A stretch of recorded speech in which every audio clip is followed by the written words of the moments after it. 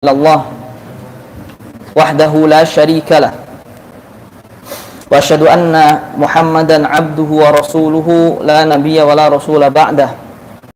Allahumma salli wa sallim wa barik ala sayyidina Muhammadin wa ala alihi wa ashabihi at-tayyibin at-tahirin. Subhanaka la ilma lana innaka antal alimul hakim wa tub alaina innaka antat tawwabur rahim. Para santriwan, santriwati dan jamaah sekalian, mari kita mulai kajian pada sore menjelang malam ini dengan bacaan basmalah. Bismillahirrahmanirrahim. Kembali kita bertemu pada salah satu kitab fikih yang beberapa pekan yang lalu kita sudah berusaha untuk berkenalan, yang mana kitab itu adalah kitab yang ditulis oleh salah satu ulama mutaqaddimin yang disyarah oleh salah satu ulama mutaakhirin, dan insyaallah di pertemuan kali ini kita akan mulai masuk ke matanya insyaallah. Bismillahirrahmanirrahim. Qala al-musannifu rahimahullahu ta'ala wa nafa'ana Allahu bihi wa bi'ulumihi fid dharain amin. Bismillahirrahmanirrahim. Alhamdulillahi rabbil alamin wa asyhadu an la ilaha illallah wahdahu la syarikalah wa asyhadu anna Muhammadan abduhu wa rasuluhu sallallahu alaihi wa ala alihi wa sahbihi wa sallam wa ba'du. Musannif Syekh Abdullah bin Abdurrahman Bafadhal memulai matanya dengan mengucap basmalah, dan basmalah ini merupakan sesuatu yang baik ketika ingin memulai suatu pekerjaan. Maka di sini sebutkan beliau itu memulai matanya dengan basmalah, meneladani apa? Al-Qur'anil Karim, yang mana Al-Qur'an secara tertib urutan dimulai dari basmalah. Adapun alasan yang lain bahwa dimulainya matan ini dengan basmalah mengamalkan salah satu hadis, kullu amrin zibalin la yubda'u fi bismillahirrahmanirrahim fahuwa aqta. Segala sesuatu yang segala sesuatu perkara penting yang tidak dimulai dengan basmalah, maka dia terputus. Nah, aqta di sini yang dimaksudkan adalah sedikitnya barokah yang akan turun di pekerjaan tersebut. Dan dulu kita juga tahu Rasulullah itu Shallallahu Alaihi Wasallam ketika mengirimkan apa? Surat kepada raja-raja juga memulai dengan kata Bismillahirrahmanirrahim. Ke Raja Heraklius, ke Kisra, ke Maukokis, semua dimulai dengan basmalah. Ini sunnah Nabi ini. Sesuatu yang penting, sesuatu yang punya value, itu akan mempunyai barokah yang banyak, kebaikan yang banyak jika dimulai dengan basmalah. Bahkan di ayat Al-Quran disebutkan juga wa innahu min Sulaiman wa innahu bismillahirrahmanirrahim. Maka ada sebagian ulama yang mengatakan bahwa memulai sesuatu dengan basmalah itu bukan hanya sunnah umat Muhammad, tapi sunnahnya para nabi-nabi. Dari hal tersebut, ikhwah, ada beberapa hukum yang terkait tentang membaca basmalah. Yang pertama, wajib. Kapan baca basmalah itu wajib? ketika sholat. Ada beberapa masyarakat, orang yang salah paham tentang istilah sir dengan istilah jahr. Ketika ditanya, kamu kok tidak baca basmalah? Tadi kamu baca basmalahnya sir ya? Ya, sir. Maksudnya tidak dibaca. Nah, itu kesalahan itu. Kalau sholat tidak baca basmalah, sah nggak sholatnya? Tidak, karena membaca Al-Fatihah merupakan rukun. Maka definisi membaca sir itu adalah dia membaca yang hanya didengarkan oleh dia sendiri. Bukan berarti sir itu tidak baca. Jadi definisi sir dalam membaca Al-Fatihah, dalam membaca basmalah dalam surat Al-Fatihah itu, bagaimana seseorang itu membaca, ada suaranya, namun hanya terdengar oleh dirinya sendiri. Bukan sir kemudian tidak baca. Kalau tidak baca pada sholat, nah itu potensinya batal kalau dia tahu ilmunya. Makanya mengilmu fikih itu penting. Nanti disampaikan di antara keutamaan belajar ilmu fikih itu adalah ilmu yang sebaik-baik ilmu. Nanti disebutkan. Yang kedua, membaca basmalah itu hukumnya mandub, sunnah. Seperti ketika kita baca kitab tadi, Bismillahirrahmanirrahim, itu sunnah, melakukan hal yang baik dengan basmalah, membaca Al-Quran, kemudian melakukan kebaikan-kebaikan yang disunnahkan, termasuk misal ketika antum belajar takrib, basmalah itu sunnah wudhu atau rukun wudhu? Nah, ini yang santri HI membaca basmalah dalam toharoh itu rukun atau sunnah? Nah, ini jawabnya sunnahnya itu sunnah. Itu kayak yakin tapi agak ragu. Jadi itu kalau dalam usul fiqh itu apa itu? 50% apa 50% itu syak. Kalau yakin itu sunnah Ustaz. Dalilnya langsung disebutin tuh paragraf. Wa sunanul wudhu, langsung sudah. Mana yang nyebut ini? Ya, ini nanti kelas ini HI kan insya Allah materinya dari awal sampai akhir kan, tasmi, matan takrib kan, insya Allah. Ya. Ini berita gembira loh ya, jangan dibuat, jangan overthinking. Jadi antum itu dipaksa untuk menjadi orang baik. Tapi lebih dari itu, antum itu diajak untuk menjadi orang baik. Ya, itu tadi apa? Mando.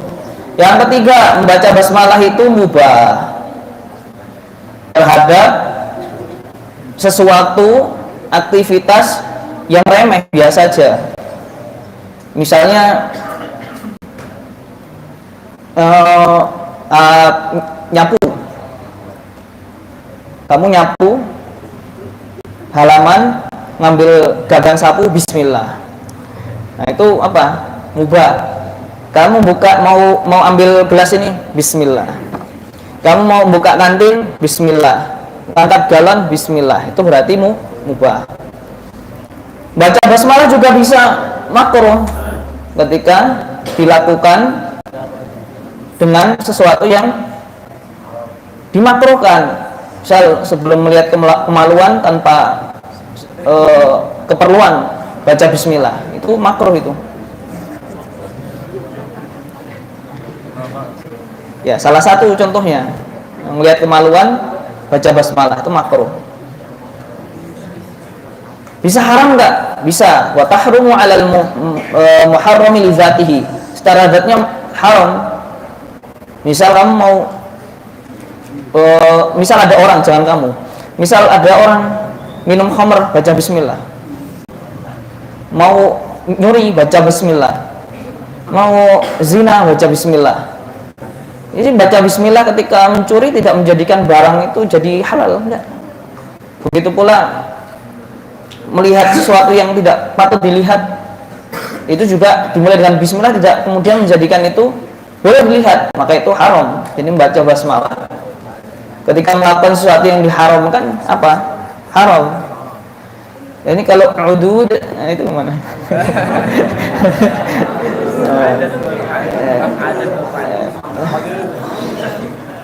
Ya, itu sudah dibahas. Kalau di pondok haram, itu sudah fix. Kalau di pondok, kalau di luar ya mungkin ya halal akal makruh. Nah, ini kita tidak lagi diskusi masalah ini ya. Jadi contoh saja. Oke. Setelah mengucapkan basmalah, beliau kemudian apa? Mengucapkan hamdalah. Nah, ini juga salah satu kebaikan atau sunnah dari ulama yang perlu kita ikuti. Jadi sebelum memulai dengan sesuatu, minimal apa? Baca basmalah, alhamdulillah, sholawat atas Nabi. Nah, di sini beliau menjelaskan, Syekh Labib Najib, alhamdu secara bahasa itu at-thana'u bil lisani 'alal jamilil ikhtiyari. Memuji dengan lisan, dengan sesuatu yang baik, yaitu secara bahasa itu alhamdu itu memuji dengan lisan. Tapi secara uruf itu fi'lun yubna an ta'zimil mun'im. Jadi perilaku yang dibangun untuk mengagungkan sang pemberi nikmat, yang mana bahwasanya pemberi nikmat itu kadang dipuji, maksudnya innahu mun'im al-hamid al-ghairihi, ya kadang seorang yang zat yang maha memberi tadi itu dipuji ataupun tidak dipuji. Ya, itu secara singkat saja.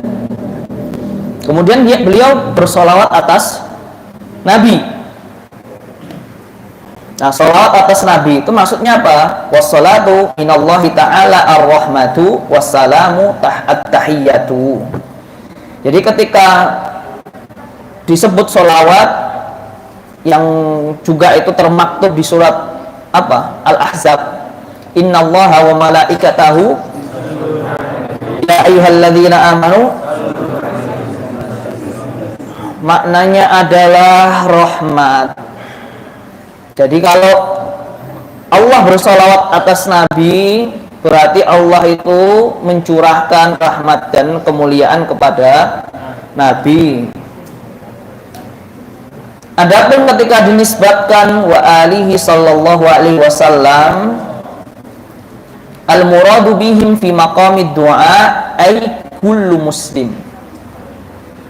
Kalau konteksnya dinisbatkan kepada keluarga beliau sallallahu alaihi wasallam, maka ini pada kedudukan doa. Jadi sholawat kalau ini dinisbatkan ke alihi berarti pada apa? Kedudukan doa untuk seluruh muslim. Walaupun dia itu apa? Bermaksiat. Adapun pada masalah zakat, maka yang disebut alihi menurut mazhab Syafi'i rahimahullahu taala itu berarti Banu Hashim dan Banu Al-Muttalib. Jadi kalau dibahas salawat namanya alihi itu berarti seluruh muslim walaupun maksiat. Makanya kita itu insya Allah ya, ini keyakinan yang perlu kita itu tanamkan. Insya Allah semua muslim itu masuk surga. Walaupun nanti tergantung, kalau memang dia punya sesuatu yang perlu dibersihkan dari dosa-dosa, ya mampir dulu ke neraka. Itu pun dengan rahmat Allah, artinya bukan berarti itu kemudian murkanya Allah, tidak. Tapi memang agar satu frekuensi bisa masuk surga, ya harus apa? Dibersihkan dulu. Kita berdoa jangan sampai, ya semoga, karena kita berharap dan banyak bersolat. Nah, ini malam Jumat nih disunahkan untuk banyak bersolawat atas Nabi.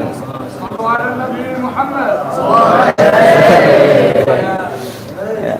Semoga nanti kita tetangga sama Rasul.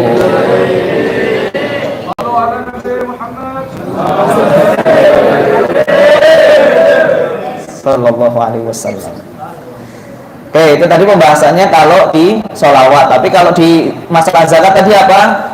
Bani Hashim dan Bani Muttalib. Itu pendapat Imam Syafi'i. Tapi kalau pendapatnya Imam Maliki yang disebut keluarga beliau itu hanya Bani Hashim. Nah, kemudian ketika disebut kalimat sahbihi, siapa sahabat itu? Sahabat sahbihi wa sahbihi itu adalah isim jamak dari kata sahib, yang mana di sini definisinya man laqiyan nabiyya sallallahu alaihi wasallam mu'minan bihi ba'da nubuwatihi hala hayatihi walau a'ma walau sa'ah. Definisi sahabat itu siapa yang ketemu sama Nabi sallallahu alaihi wasallam, beriman kepada beliau setelah nubuah. Nah, ini kalau ada yang ketemu dengan beliau tapi beliau belum diutus, itu belum dianggap sahabat. Ada pembahasan lain. Dan tentunya ini dalam dunia nyata. Jadi kalau ada yang ngaku ketemu Rasul di dalam alam mimpi atau alam yang lain, disebut sahabat enggak? Misal Iwan ngaku saya ketemu Rasulullah di dalam mimpi, Iwan sahabat bukan? Bukan. Jadi jangan ngaku sahabat kamu Iwan. Misal ketemu ya. Dan ketika beliau masih hidup, maka di sini masih hidup. Walaupun tidak bisa melihat beliau secara langsung. Ada namanya sahabat yang buta, siapa namanya? Abdullah bin Ummi Maktum. Itu beliau tidak bisa melihat Rasul, maka tetap dianggap sahabat karena pernah sezaman dengan Rasul dan beriman. Walaupun mungkin baru sebentar ketemu Rasul, yang penting ketemu iman, walaupun cuman sebentar, itu dianggap sahabat. Adapun yang misal ketemu sama Rasul kemudian belum beriman, kemudian ketemu dengan Rasul kemudian murtad, kemudian beriman lagi, itu juga masih dianggap sahabat. Karena ada dulu yang ketika Rasul hidup beriman, murtad, iman lagi, itu masih dianggap sahabat. Wa ba'du fasul khitab, dan konon ini adalah salah satu perkataan dari Nabi Daud alaihi salam. Oke, itu tadi dari bab muqaddimah ya. Fahadha mukhtasarun fi ma la budda li kulli muslimin min ma'rifatihi aw ma'rifati mithlihi min furudit taharati was salati wa ghairihima. Jadi beliau menamakan kitabnya ini adalah Al-Mukhtasar Al-Latif, yang mana kita pernah bahas kemarin tuh, yang mukhtasar itu apa? Maqalla lafdhuhu wa kasura ma'nahu. Nah, di sini ada istilah mukhtasar, ada istilah muqtasar. Namun pada pendapat lain sama aja, mukhtasar sama aja. Nah, di sini tadi disebutkan bahwa dalam tulisan beliau itu terdapat sejumlah masalah tentang toharoh, tentang sholat, tentang zakat, tentang puasa, tentang haji, dan sebagian masalah dari masalah-masalah muamalah yang mana wajib bagi muslim untuk mempelajarinya. Dan nanti sebelum kita masuk ilmu fikih nih ya, mungkin disinggung sedikit ya. Ilmu fikih itu kan secara garis besar, bab besar itu ada beberapa bab. Ada fikih ibadah, ada fikih muamalah, ada fikih munakahat, ada fikih jinayat. Nah kalau kita ini ya minimal banget belajar yang dari yang paling awal, fikih ibadah, dari toharoh, tahu mana rukun, mana sunnah, mana yang harus dilakukan, mana yang dia itu ditinggalkan. Minimal 3 lah mempelajari fikih apa tadi, ibadah, muamalah. Kalau jomblo mungkin enggak ya, belum. Nah ini kalau yang masih belum ada niatan untuk nikah, menakad mungkin nanti tidak apa-apa. Tapi yang sudah punya azam untuk nikah, apalagi bulan depan, bulan Februari, orangnya nggak tahu, itu wajib itu langsung itu gas belajar fikih munakahat. Dari mana rukunnya. Nah ini kadang kan kita, ya bukan kita lah, antum ini kan sukanya fikih ibadah belum selesai langsung nikah aja. Nah ini berarti tidak tepat ini. Ibadah dulu diselesaikan, karena itu terkait aktivitas sehari-hari, harus selesai dulu, jangan lompat gitu. Itu ya. Yang terakhir muqaddimah ini juga bahwa au ma'rifati mislihi. Nah ini bentuk tawaduknya musannif, penulis, bahwa untuk seseorang itu minimal belajar apa bab-bab tadi dengan wasilah tulisan beliau atau dari sumber yang lain. Nah, ini bentuk apa tawaduknya beliau rahimahullah. Kita masuk ke mabhas yang kedua, at-ta'rifu bi'ilmil fiqhi, pengertian ilmu fikih. Nah, dalam kitab Bidayatul Faqih Syafi'i di sini sebutkan bahwa secara umum, secara menyeluruh, agama itu terdiri dari 3 martabah, 3 apa? Tingkatan yang perlu diketahui, dan itu berasal dari hadis Jibril alaihi salam yang lakopnya itu Ummus Sunnah, karena di situ terkait dengan apa? 3 pembahasan. Yang pertama apa kalau dalam hadis Jibril? Islam. Yang kedua iman. Yang ketiga ihsan. Islam rukunnya ada berapa? Kali Islam rukunnya ada berapa? 6. Oh 5. Iman 6. Ihsan 2. Mana ihsan? Berapa rukun ihsan? 1. Nah, rukun Islam ada 5: syahadat, sholat, zakat, puasa, haji. Iman kepada Allah, malaikat, kitab, rasul, hari akhir, qada dan qadar. Ihsan an ta'budallaha ka'annaka tarahu fa innahu. Apa artinya ihsan? Ihsan yang satunya aja, mana ihsan satunya? Ya silakan ihsan satunya. Apa artinya itu? Itu namamu itu. Apa arti ihsan?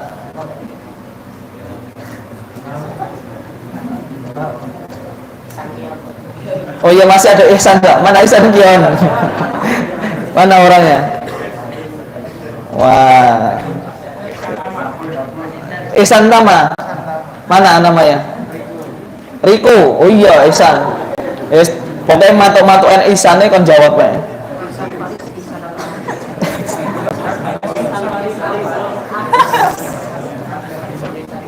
Itu apa, Riko?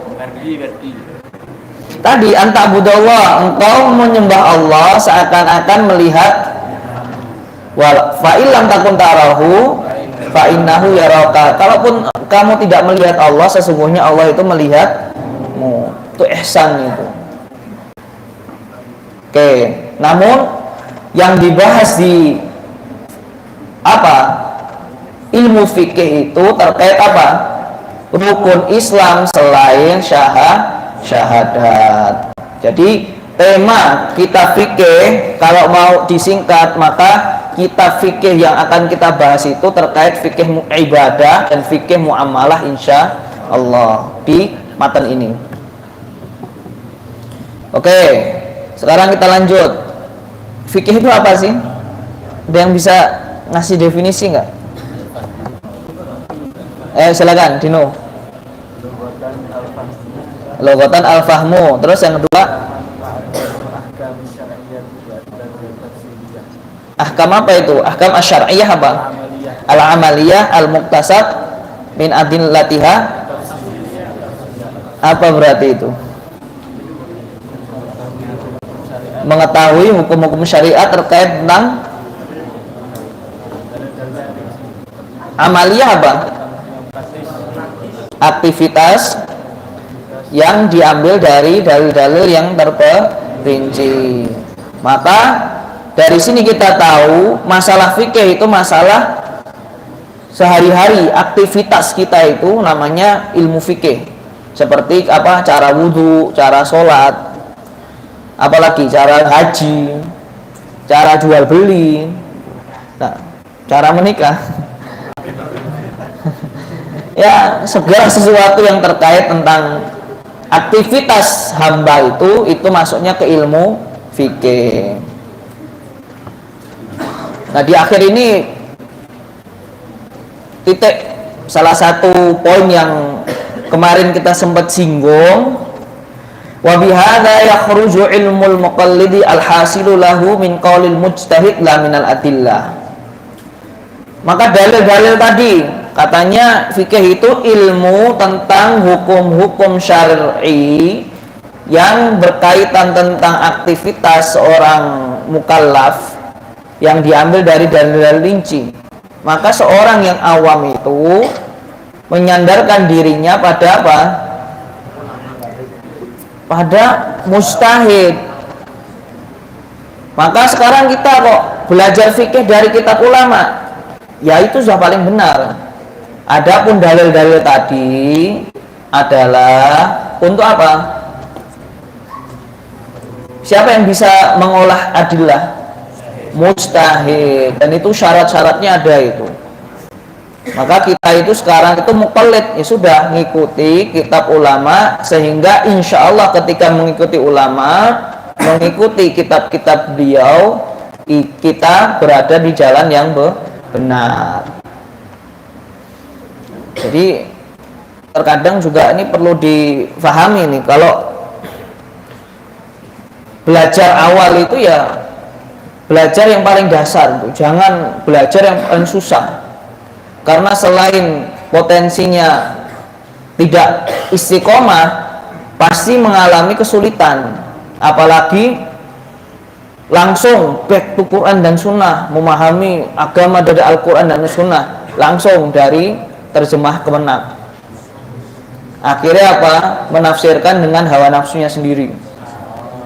Malah itu lebih tersesat. Maka cara belajar yang benar adalah duduk di majelis ilmu dengan seseorang yang mungkin di disiplinnya, kemudian belajar dari kitab-kitab ulama, sehingga selain kita mendapatkan ilmu yang benar, pemahaman kita juga benar. Wa min khilali ta'rif yattadhihu anna mawdu'a ilmil fiqhi huwa af'alul mukallafin. Jadi tema ilmu fikih itu tentang perbuatan mukallaf, perbuatan hamba. Adapun samrohnya imtithalul awamiri al-wajibati wal mandubah wajtinabun nawahi al-muharramah wal makruhah. Samroh apa samroh? Faedah. Imtithal, mentaati, melaksanakan segala perintah yang wajib ataupun mandub, serta mampu mengetahui sesuatu yang dilarang dan juga makruh. Dasarnya dari mana ilmu fikih? Wa yustamaddu minal kitabi was sunnati wal ijtima'i wal qiyasi wa ghairiha minal adillatil ijmaliyati al mazkurati fi usulul fiqh. Sumbernya dari kitab, maksudnya Al-Qur'an, dari hadis, dari ijma, dari qiyas. Ini kalau mulai belajar ijma sama qiyas itu mustawa berapa? Mulai 10 sudah? 11. Makanya yang masih idadi ini sabar. Jangan buru-buru keluar dari pesantren kalau belum lulus 4 tahun. Karena nanti nggak tahu apa ilmu sulfik ini. Karena nanti berkaitan itu dan menarik sekali nanti. Nah, berarti mulai belajar apa? Al-usul min ilmi usul kelas 11 ya. Nah, kelas 10, tapi bab tentang ijma, tentang qiyas kelas 11. Pokoknya asik kalau udah masuk kitab usul fiqh itu asik pokoknya.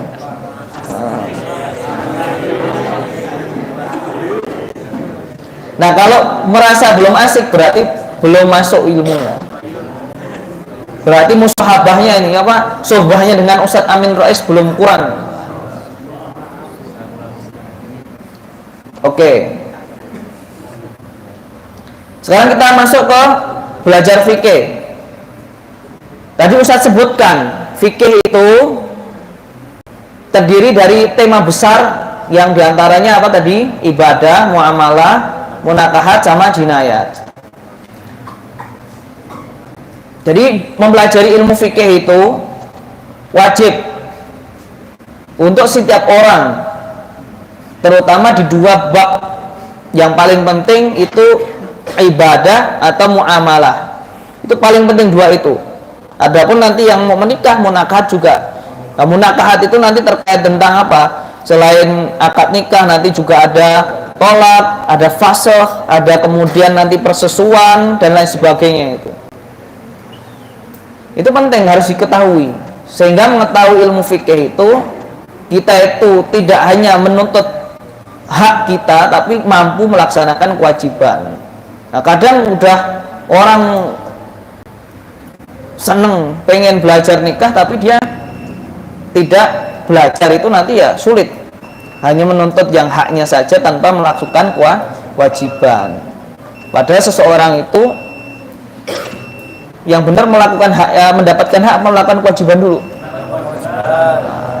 Nah, itu udah pinter ini. Terakhir lah sebelum ini. Wa wajibun kifaiyun fi mazada ala dzalika ila buluhi darajatil fatwa. Berarti kalau memang sudah ke tingkat yang lebih tinggi lagi, thalib, itu belajar semuanya. Kalau orang awam cukup itu 2 dulu itu.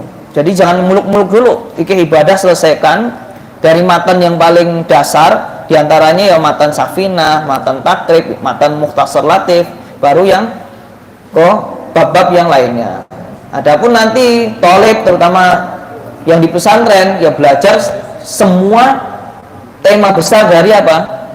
Fikih. Baik. Nah, ini juga perlu diingat ini. Jadi kalau thalib baru belajar, jangan tiba-tiba langsung belajarnya ilmu perbandingan mazhab. Langsung belajar bidatul mujtahid. Itu susah itu nanti. Kenapa? Karena sudah di taraf yang bukan kelasnya. Jadi belajarlah satu mazhab dulu, kuasai. Kalau sudah menguasai satu mazhab, ini nasihat saya untuk thalib ya, baru ke jenjang perbandingan mazhab. Jangan ujuk-ujuk belum belajar satu mazhab terburu-buru untuk belajar apa perbandingan mazhab. Akhirnya ilmunya tidak matang, malah jadi pusing. Ya minimal ini saya nasihatkan juga, salah satu keberhasilan belajar itu melihat perbedaan ulama itu adalah sebuah rahmat. Jadi ketika melihat perbedaan fikih, atau ketika antum mempelajari sesuatu dan melihat orang belajar atau tidak sesuai dengan yang antum pelajari, maka sikap antum adalah apa? Bagaimana memandang itu dari sisi rahmah. Oh, mungkin saya belum sampai ke bab itu, atau mungkin beliau mengamalkan mazhab lain, atau mungkin beliau mengikuti dari ulama yang lain. Sehingga ketika melihat perbedaan bukan menjadi sebuah permusuhan, tapi menjadi rahmah. Mungkin itu, insya Allah kita lanjutkan di pertemuan selanjutnya. Di sini nanti akan kita bahas tentang sejarah singkat perkembangan ilmu fikih dari mazhab Syafi'i, insya Allah Ta'ala. Kita akhiri kajian kita sore ini dengan hamdalah dan doa kafaratul majlis. Alhamdulillahirabbil alamin. Subhanakallahumma bihamdik asyhadu an la ilaha illa anta astaghfiruka wa atubu ilaik. Assalamualaikum warahmatullahi wabarakatuh.